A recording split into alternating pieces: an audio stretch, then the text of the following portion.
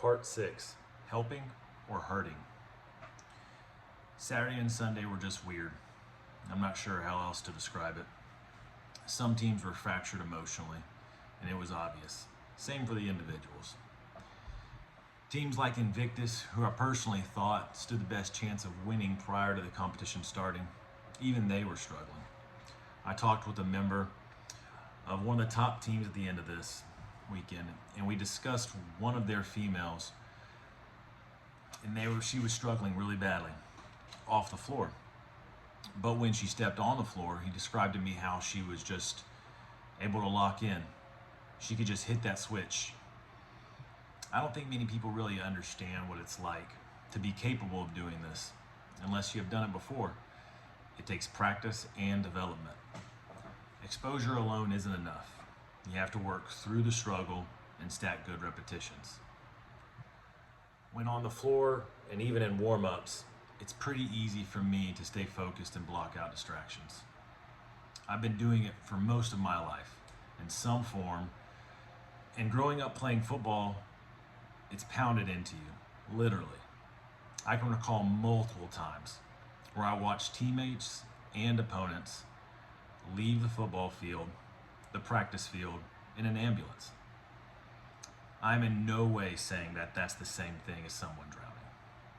But personally, enough exposure to witnessing pain and devastation on people's faces, you develop a calloused mind to these kind of things that might leave other people paralyzed. Still, between events and other parts of the day, it was hard to watch our fellow competitors struggle. I talked with many team athletes that I already knew, checked on them and how their group was handling things. Everybody was taking it differently. I also talked and made connections with many other athletes that I had never met before, a lot for the first time, or reconnecting with. Some of these conversations were about the competition itself and what was unfolding from event to event, from day to day. The programming and the adjustments were being evaluated like always. It seems a little bit more normal. These conversations taking place seemed more open and a little bit more vulnerable than some of my previous experiences in years past. In my opinion, people were opening up and leaning on each other a little bit for support. Some, not all, but a large amount seemed to have their guards down. It was one of the biggest positive takeaways from what was a pretty stressful competition weekend. Just that ability to relate on a human level. I love conversation and discussion. In person, real, face-to-face connection. We lack that in a world where everything is gone digital. We replaced phone calls with messages. Connections are being lost, and more importantly, never even developed. I am for one thankful for all the people I have met, the ones I got closer to, and even the ones I had disagreed with at times last competition during the games. Because with every situation, there's room for learning and growth. I did more of that during the competition and post than I anticipated. But that's life. It's unpredictable. We had conversations about life more than anything else. We spoke about perspective and how everyone was handling things differently.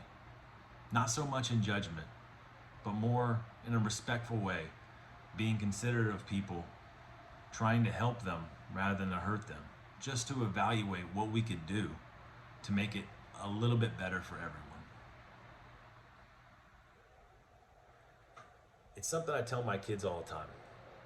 You're either helping or hurting. With every situation, you can either be helpful or hurtful. Doesn't matter the scenario, place, or time. Doing nothing at all or being silent in a moment is either helpful or hurtful. It's something I've learned and I've practiced. It gives me perspective when I'm looking at all kinds of situations. My point here is this. As a community, as a group, as a belief, we can and we will triumph through this tragedy. I truly believe that. But are you going to start helping or are you going to hurt? On the competition floor, much like in life, you want to see people get what they deserve. Knowing the time and effort so many athletes put in for a season of training, only to have it fall apart right before their very feet, with only so much they could do about it, was certainly tough to witness. It was one of the hardest parts of the weekend in any competition I've ever been a part of. You want the challenge, you want the push from yourself and your fellow competitors. You want to see what you're made of and how far you've come in a year, or in years for some people that have never made it before. You want to see the amazing results and the events that leave you just in awe of what everybody's capable of. But we really didn't get to see that or feel it at times where you normally would.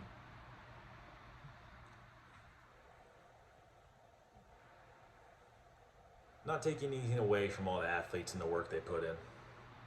So many people work so hard to get to that weekend's competition.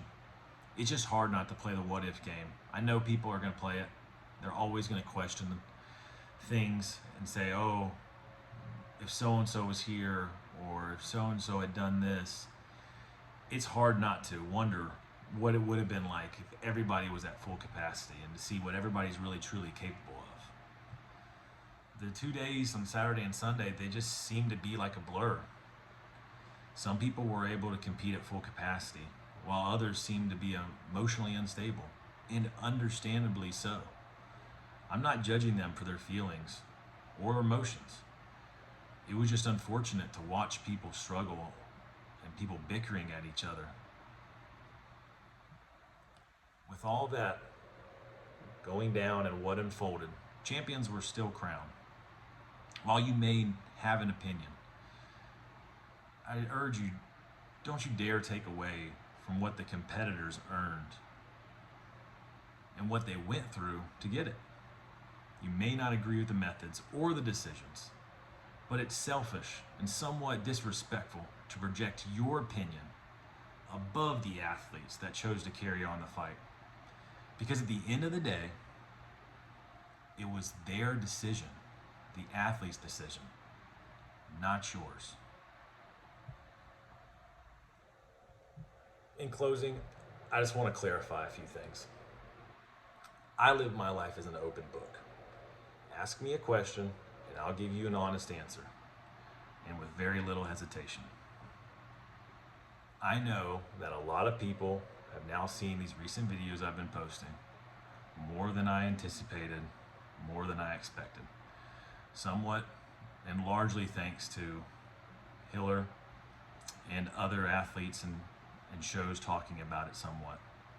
I haven't watched anybody else's recaps or videos, and I wanted to wait to do that until I got all my thoughts out there.